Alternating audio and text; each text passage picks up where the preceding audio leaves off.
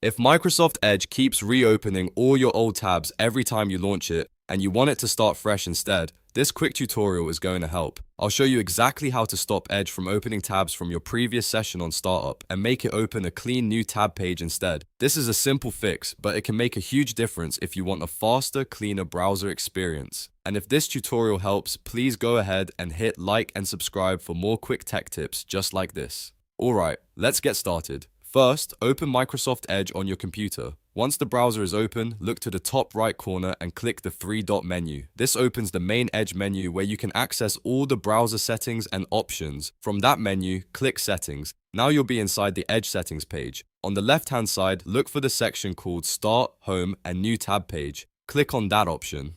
This is the area in Edge where you can control what happens when the browser starts up, what your home button does, and what the new tab page looks like. Once you're in that section, find the startup setting that controls what Edge opens when you launch it.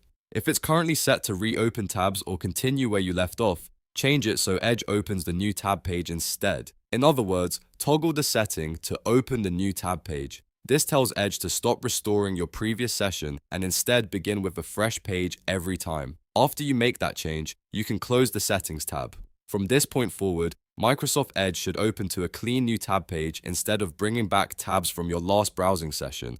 If you ever want to change it again later, you can come back to the same Start, Home, and New Tab Page settings and adjust it anytime. This is a great fix if you share your computer, want a cleaner startup, or just don't like having a bunch of old tabs reload every time you open Edge. It can also help the browser feel a little faster and more organized when you begin a new session.